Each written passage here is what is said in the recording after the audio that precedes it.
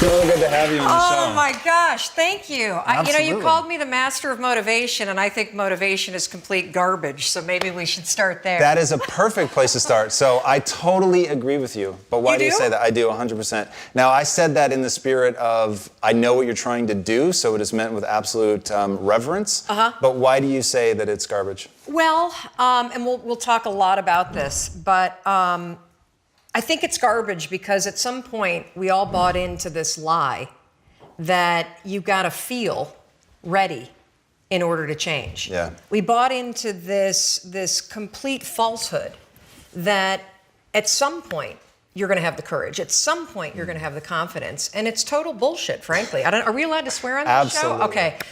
It's complete garbage, and so there are so many people in the world, and you may be watching this right now, and you have these incredible ideas, and what you think is missing is motivation. And that's not true. Because the way that our minds are wired, and the fact about human beings is that we are not designed to do things that are uncomfortable or scary or difficult. Our brains are designed to protect us from those things because our brains are trying to keep us alive. And in order to change, in order to build a business, in order to be the best parent, the best spouse, to do all those things that you know you want to do with your life, with your work, with your dreams, you're going to have to do things that are difficult, uncertain, or scary, which sets up this problem for all of us. You're never going to feel like it. Motivation's garbage. You only feel motivated to do the things that are easy, right? Why do you think that is? Oh, I know exactly why that is. Because I've studied this so much, because for me, one of the hardest things to figure out was, why is it so hard to do the little things that would improve my life? And what I've come to realize, and what we'll talk a lot about today, is that the way that our minds are designed is our minds are designed to stop you at all costs from doing anything that might hurt you. And the way that this all happens is it all starts with something super subtle that none of us ever catch. And that is with this habit that all of us have that nobody's talking about. We all have a habit of hesitating. We have an idea. You're sitting in a meeting. You have this incredible idea. And instead of just, saying it, you stop and you hesitate. Now, what none of us realize is that when you hesitate, just that moment, that micro moment, that small hesitation, it sends a stress signal to your brain. It wakes your brain up, and your brain all of a sudden goes, oh, wait a minute, why is he hesitating? He didn't hesitate when he put on his killer spiky sneakers. He didn't hesitate with the really cool track pants. He didn't hesitate with the NASA t-shirt. Now he's hesitating to talk. Something must be up. So then your brain goes to work to protect you. It has a million different ways to protect you. One of them is called the spotlight effect. It's a known phenomenon where your brain magnifies risk. Why? To pull you away from something that it perceives to be a problem. And so you can truly trace every single problem or complaint in your life to silence and hesitation. Those are decisions. And what I do, and what's changed my life, is waking up and realizing that motivation's garbage. I'm never going to feel like doing the things that are tough or difficult or uncertain or scary or new. So I need to stop waiting until I feel like it. And number two, I am one decision away from a totally different marriage, a totally different life, a totally different job, a totally different income, a totally different relationship with my kids. Not like one decision, I'm divorcing you in the marriage example, but one decision on, you could be having a conversation with your spouse and you feel your emotions rise up, and within a tiny window, those emotions can take over and can impact how your marriage goes. Or you can learn how to take control of that micro moment and make a decision to act in a way that actually shifts your marriage. Right. Your life comes down to your decisions. And if you change your decisions, you will change everything. Yeah, I mean, that core concept comes through so powerfully in your book, which is phenomenal. And I would love it if you would take a second to tell people the story of how, and by the way, I wore the NASA shirt because of the Is imagery. that why you wore it? Yeah, of course. Oh my God, I'm like falling my glasses off. That is, I did not even get that. I was going to ask you why you wore that shirt. Yes. Oh my gosh, wow. So break you actually it down. do your homework. Oh, of course, Mel, absolutely. Okay, so let me just take you back. So what you're talking about is the 5-second rule, which has become literally my life's work. And it was all a gigantic mistake. I read up on you too and understand how Quest was born out of misery. The 5-second rule and my life now and my 20-year marriage and everything that I'm doing and the companies that I've built and sold and the company I'm building now, it all comes back to a point in my life that completely and utterly blew. I was 41 years old. I was unemployed. My husband had started a restaurant business, which was his dream. This is actually a funny story. When he got laid off from a big job in high tech, and I think he was really relieved. You know how a lot of us wait to quit our jobs and then we get laid off and we're like, yes.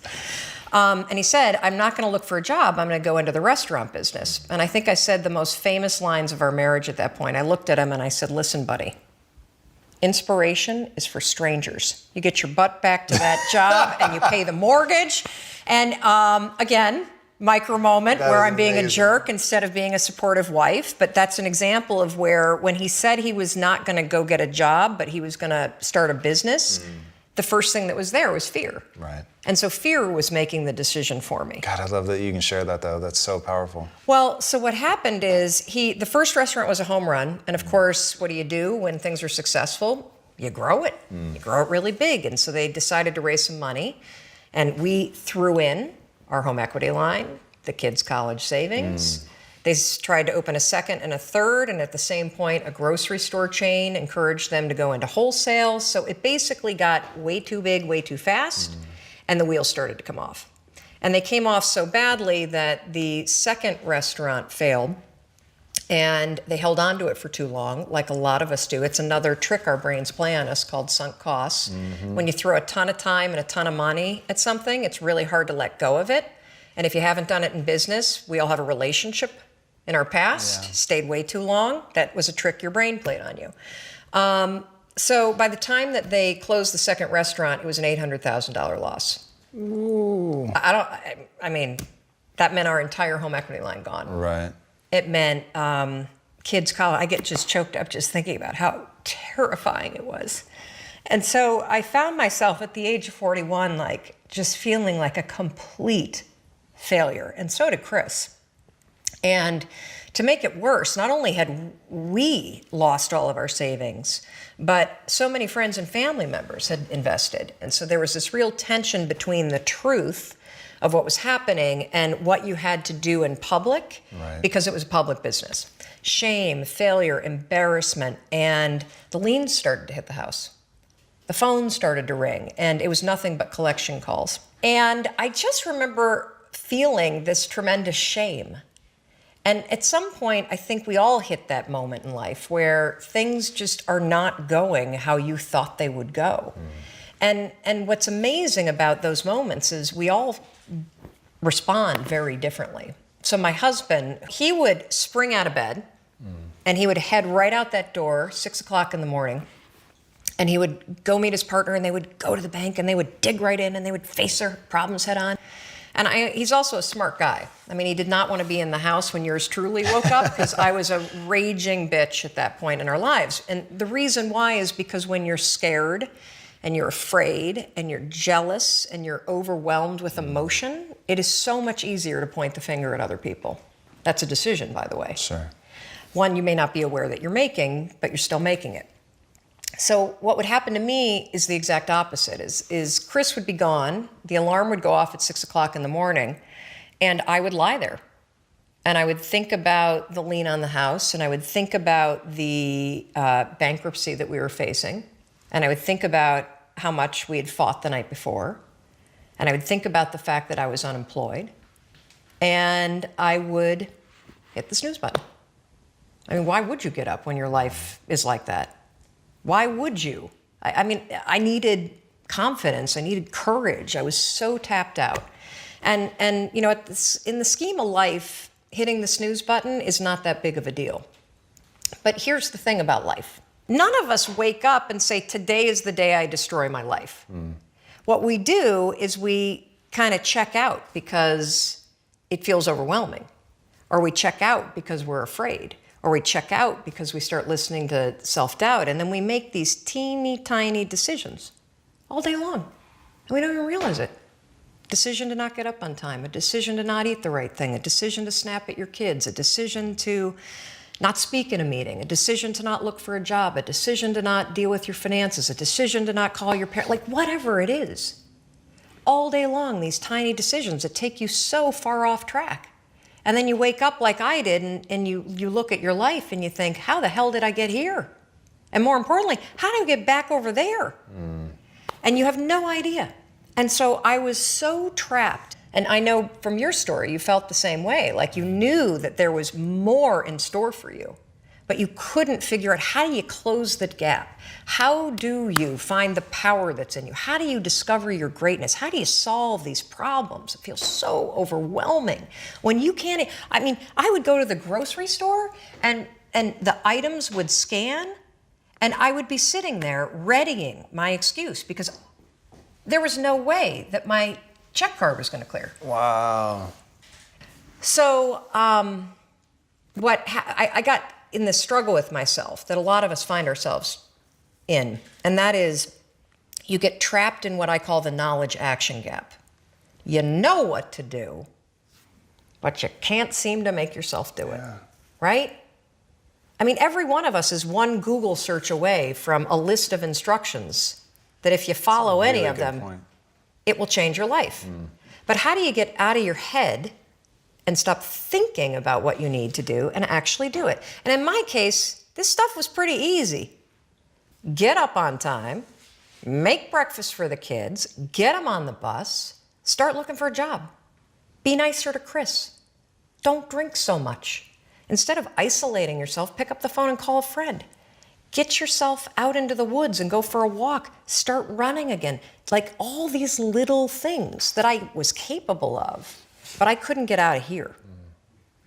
Could not get out of here. And if you're stuck, that's the problem. The problem is you're in your head, you're thinking. That is the universal problem. And it all starts with this knowledge of what to do, and then you hesitate and you think about whether or not you feel like doing it. So for a couple months, I was really stuck.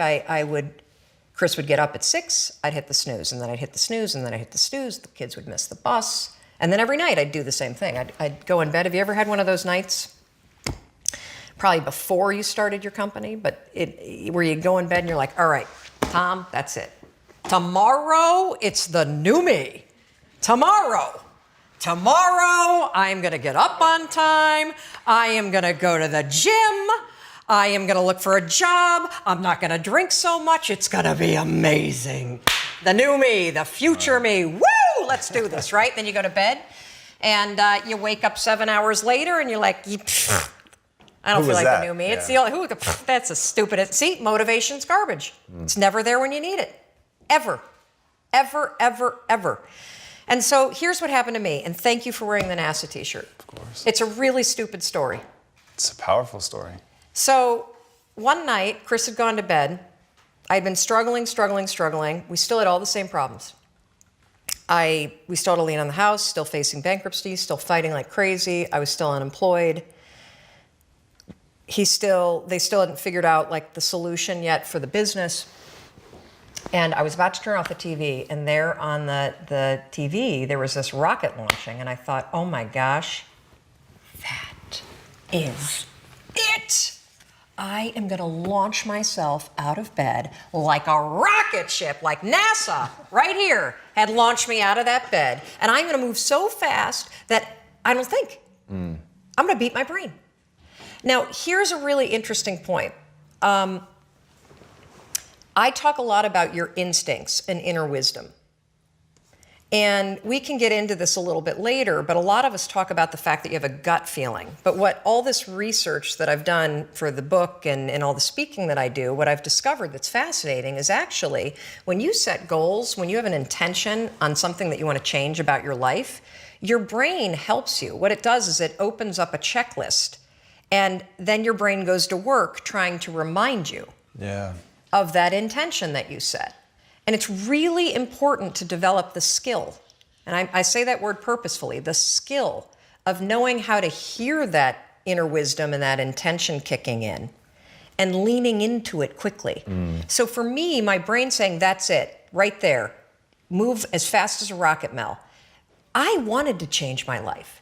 And I think most people that are miserable or that are really like dying to be great and dying to have more, we want to change. We want to live a better life. We want to create more for our families. We want to be happier. The desire is there. Again, it's about how do you go from knowledge to action. So the first thing in this story that's important is realizing that the answer was in me. And my mind was telling me, pay attention. Could have also been the bourbon. I mean, I had a couple of Manhattans that night. But anyway, the next morning, the alarm goes off, and I pretended NASA was there. It's the stupidest story. I literally went 5, 4, 3, 2, 1. I counted out loud, and then I stood up. And I'll never forget standing there in my bedroom. It was dark. It was cold. It was winter in Boston. And for the first time in 3 months, I had beaten my habit of hitting the snooze button. I couldn't believe it. And I thought, wait a minute. Counting backwards? That is the dumbest thing I've ever heard in my entire life. Well, the next morning I used it again and it worked. The next morning I used it again and it worked. The next morning I used it again and it worked. And then I started to notice something really interesting. There were moments all day long, just like that 5-second moment in bed, where I knew, knowledge, what I should do. And if I didn't move within 5 seconds, my brain would step in and talk me out of it. Every human being has a 5-second window, might even be shorter for you. You have about a 5-second window in which you can move from idea to action before your brain kicks into full gear and sabotages any change in behavior. Because remember, your brain is wired to stop you from doing things that are uncomfortable or uncertain or scary. It's your job to learn how to move from those ideas that could change everything into acting on them in the smallest moment. And for anyone right now at home who's thinking like this sounds too simple, too easy, talk a bit about your community, because reading some of their comments, it's crazy how many people, like the sheer volume of people you quote in your book, but if you also go online and just look at the people that are like directly reaching out to you, it is an avalanche of people that have stories around the 5-second rule. Well, one of the reasons why I'm so excited about this book, and look, you don't have to buy the book. This is an idea that you can use. It's free. It's backed by science. More than 8 million people around the world have discovered it. And you know, you're talking about the number of people. We've heard from more than 100,000 people in 80 countries that are using this rule. We know of 11 people who have stopped themselves from killing themselves using this rule. I saw one of those outreaches. Yes, there's a guy, Steve, that wrote to us who was a veteran. He was suffering from post-traumatic stress disorder. He boarded a ferry overseas with the intention to jump over. He walked over to the railing, Gave me the chills. and his inner wisdom kicked in. In that moment, the 5-second rule, 5, 4, 3, 2, 1, counting backwards, moved away from the railing, asked for help, saved his life. His story has inspired countless other people that have heard me in the speeches that I give around the world about this one tool. And so, you know, the thing that's so cool about this, and I should tell you the science behind it, because I'm going to be honest with you, it is stupid. Had I ever thought that I would find myself 8 years after discovering it, spending my days telling people about the 5-second rule? First of all, I would have picked a different name, because it reminds you of the one where you have to like pick up food within 5 seconds off the floor, right? It was my secret weapon. This was something I did. I never intended to tell anybody, because I went from getting up on time and waking up on time to shaking up my entire life. Because when you understand the power of a 5-second decision, and you understand that you always have a choice to go from autopilot to decision maker, everything in your life will change. You will be a different negotiator.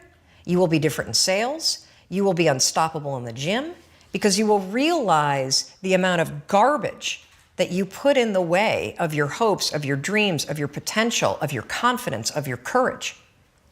Everything comes down to the decisions that you make. We all know what to do. None of us know how to make ourselves do it. So I started researching it. Why does something so stupid work? Why? Why does something so silly create such powerful and profound change? Well, here's why. The rule is a form of metacognition. Metacognition is a fancy pants term that means something real simple. You can outsmart your own brain in furtherance of goals. Agreed. There are tricks that you can use that actually outsmart the tricks your brain plays on you in furtherance of a higher purpose. We all know this. You can restrain yourself if you're in a situation that calls for it. You can jump into a raging river to save your dog or your kid. You can direct yourself in ways if it's important to you. And so the rule, what it does is it does something really remarkable. When you count backwards, 5, 4, 3, 2, 1, what you're actually doing is you're interrupting what researchers call habit loops that get encoded as closed loop patterns in your basal ganglia. That's the part of the brain where your feelings, where your emotions, every habit that you have, which is nothing more than behavior that you repeat that you don't even think about. I've heard it referred to as a gearbox. Yeah. To shift your attention from Yes. one place to another. And so when you go 5, 4, 3, 2, 1, it interrupts what's going on here that's spinning without you thinking, and it moves and awakens your prefrontal cortex. So when you hit 1, your habit has been interrupted. So you've interrupted self-doubt. You've interrupted maybe snapping at your kids. You've interrupted the desire to grab for a drink. You've interrupted procrastination. You've also, by counting backwards, done an action. It's awakened your prefrontal cortex. That is the part of the brain that you need that's awake when you're changing behavior, when you're learning new things. When you hit 1, it's also a prompt. So in the language of research, you'll hear people talk about starting rituals. That is something that's proven to help you learn a new habit. The 5-second rule, when you repeat it, becomes a starting ritual that triggers you to act with confidence, that triggers you that this is a moment for courage, that triggers you to shift gears. And because you've also done the manual work of awakening the part of the brain that you need to change, you've set yourself up for success. It doesn't work if you count up, because you can keep going. And also counting up doesn't require focus. If you count backwards, 5, 4, 3, 2, 1, it again awakens the prefrontal cortex and it prompts you to move. When you start to use it and then you read about it, you'll see that it's being used all over the place. They use it in the armed services in order to align troops and get them to start an exercise. They use it at elementary schools, 5, 4, 3, 2, 1, at big assemblies to get a huge room full of kids to stop talking. Really simple and interesting example, yeah. Because it requires you to focus. It's not a habit. It will become a habit that prompts you to have confidence and courage. But in the beginning, it interrupts patterns of behavior that you do on autopilot. It helps you assert control, and it teaches you how to become the kind of person that moves from thinking about something to actually doing it. Wow. So we're gonna build this conversation, because I want to start with something we can all relate to, and that is, how do you stop worrying, and how do you stop listening to self-doubt? This is how you're going to do it. So all day long, you're going to have moments where your thoughts drift, and I use that word on purpose. Because for me, there is a physical sensation when you start to use the 5-second rule and you start to wake up, not only on time in the morning, but you wake up to your life and the opportunities in your life. Your thoughts drift. Like, you'll just be hanging out with your friends and then suddenly you're like, I'm not sure that person likes me anymore. I haven't heard from my kids lately. I wonder if they're dead, or, as a check, like, you just start worrying about stuff. Why? Because it's a habit. Because when you're not paying attention, your brain shifts from you being a decision maker and paying attention to you just kind of spinning things on autopilot, and one of your habits is worrying.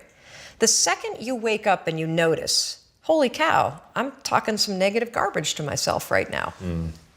5, 4, 3, 2, 1. You've just shifted the part of the brain that you're using. You've shifted from the basal ganglia, which is where your habit loops are spinning, and you've awakened your prefrontal cortex.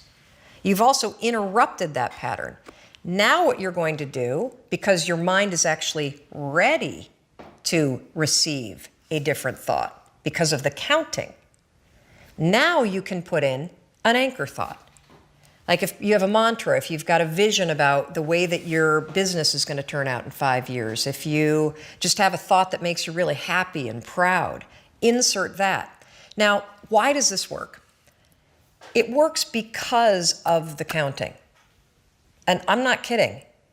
We know, based on research, that positive thinking alone, not effective. In some instances, trying to force yourself to think positive can actually make the worries worse. Why? Well, the reason why is because it's really hard to just change the channel. What we have to do first is basically interrupt it and turn off the TV and then turn it back on with the prefrontal cortex awakened. So the counting is essential. And so you can start using this today. You catch yourself talking garbage to yourself, because we all know if I were to put a speaker on your head and broadcast, you would be sitting here in the audience, you'd be in an insane asylum, because the crap that you say to yourself is insane. And the problem is we listen to it. You'll be in a sales meeting and you'll be undermining yourself. They're not going to buy. Oh my gosh, I'm in trouble. You're not even present. 5, 4, 3, 2, 1. Switch it back. Get back to that vision that you have about toasting your success, or this customer being really happy, or you being proud of yourself. Whatever that vision may be, you can control your thoughts. And this is not just us talking about it. This is a tool that you can use. So let's take it a step further. So worrying, if you let it go unchecked, what will happen is you will get used to worrying. You will get used to living in a state where you're slightly agitated all the time. Let me talk a little bit about agitation. So what we know based on research is that physically, in your body, so physiologically, being excited is the exact same thing as being afraid. Let me say that again, because it is so important. In your body, being excited is the exact same thing as being afraid. Your body doesn't know the damn difference. Your heart races, your armpits sweat, you're like, you may get tight in your throat. Your cheeks may get pink like mine do when I get excited. The only difference between excitement and fear is what your brain says. And the problem is, if you have a habit of worrying, guess what you're going to tell yourself is going on? That you're like freaking out. That you're not excited, that something must be wrong. Oh gosh, why would you say something's wrong? Because you got a habit of saying that all the time. Even as I became a speaker for a living, or I'd be on CNN, when I first started doing it, I would be freaking out backstage. But even though, just last week, standing backstage, about to go on, 8,000 people, heart races, armpit sweat, my hands get clammy. I'm not nervous though, not at all. I'm excited. And so I developed this technique, and research out of Harvard, not based on my technique, but something very similar, proves that if you basically, right before you're about to do something, take a test, run a race, public speaking, a business negotiation, ask somebody to marry you, whatever it may be that gets your heart racing, just do this. Go, I'm excited. I'm excited to give that speech. I'm excited to ask him or her. I'm excited to do this race. I'm excited. Because what happens is you give your brain context, so your brain doesn't escalate the stuff going on in your body. Your brain's not worried. Make sense? Yeah. So you can combine this with the 5-second rule. So we know how to do worrying. You catch your thoughts drift, 5, 4, 3, 2, 1, anchor thought. If you start to feel your heart racing, 5, 4, 3, 2, 1, to awaken the prefrontal cortex, and then start going, I'm really excited to do this. I'm really excited to do this. Another staying in the body that you are not proud of is a decision. Is it going to be easy? No, it's not going to be easy to change. It's simple. Do a Google search and then use the 5-second rule to force yourself to do that stuff. Change comes down to 5-second decisions, and this is why the 5-second rule is important for everybody to know. It's your job to push yourself. And I don't care if you're Dr. Martin Luther King Jr., or you're Michelangelo, or you're Lin-Manuel Miranda, who wrote Hamilton, you will struggle with self-doubt. And everybody that you admire, everybody, and the list is the same for everybody. Oh, Oprah Winfrey, and I want to be like, Tom, and I want to be like, Branson, and I want to be like Jay-Z, and I want, everybody's list is this, Bill Gates, and do you know what those people do? They do not have the habit of hesitating. They trust themselves. All right, really fast before we go, tell us about the $1 Million Mornings and setting yourself up. Oh, yes, I have a gift. So here's the thing. I did one thing other than the 5-second rule that has changed my life, my marriage, everything. I do not have the phone in my bedroom. The phone is designed by people, like your phone, you should not have your phone in your bedroom. And here's why, because what's on your phone is not your dreams. What's on your phone is stuff that's been designed by people that study game theory. You know why you check your email all the time? All the time. You know why you're constantly looking at your phone? It's called random rewards. It's a psychological principle that explains why we pull slot machines. Because every 6 or 7 times we get a little random reward, so we keep going back. Yeah. I know most emails blow, but every once in a while you get a good one. That's why you keep looking, right? So I created this course called the $1 Million Morning. Whether you want to make $1 million a year or in a morning, or whether you want to wake up and feel like $1 million. This is the science-backed strategy, step by step by step, for how to wake up, because it's not when you wake up that matters, it's how you wake up that matters. And we filmed it at the house. I walk you through all the science. I show you the whole routine, and we're giving it to your audience for free. Wow. Yes. Thank you. You're welcome. Because look, I want you to use these things. It's one thing to talk and think. It's another thing to actually take action. And the more that you can provide, that I can provide, that shows people what to do, and the more tools that we can give people to get out of their heads and into action, the more the world is going to improve, the more your life will improve. So. All right. I get the feeling that this whole time has sort of been answering this question, but I'm going to ask it anyway. What's the impact that you want to have on the world?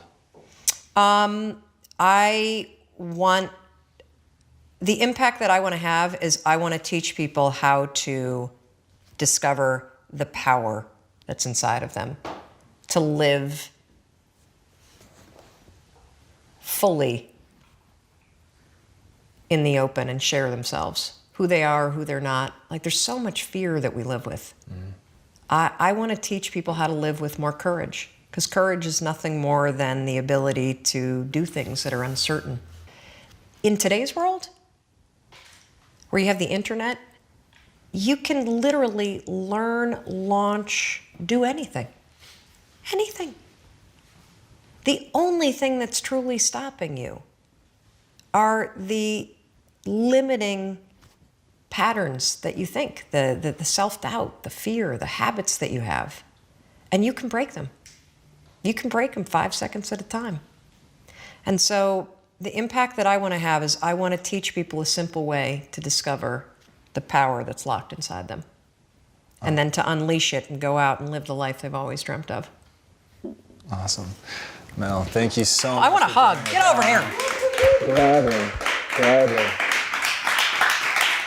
Guys, you're going to want to dive into the very warm waters that are this woman's world. It is absolutely astonishing. I'm talking raw vulnerability, but what I love is no matter how silly some of the things she may say they are, they're incredibly powerful. You will see her community. They will reach out. You will see them talking about how they've changed in real time, whether it's stepping back from a ledge and not making a catastrophically bad decision, or whether it's just truly jumping out of bed and attacking their life, unleashing the power that they have within themselves to live the life they were meant to live, to finally own what they actually want, which is something that she really, really encourages everybody to do, especially her community. It is unbelievable.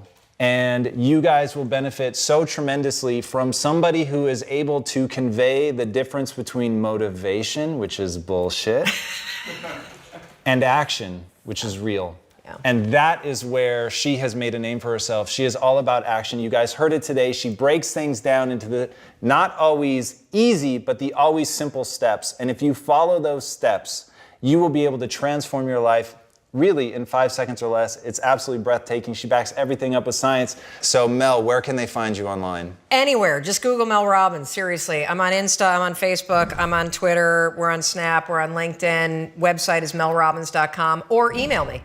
No joke. hello@melrobbins.com. Give us a couple days to respond, but we respond. So there you go. And don't troll me. Look, I'm on CNN. People talk about the turkey neck. They write nothing but trashy stuff all the time. So don't go there. But if you write, you need help, you need more advice.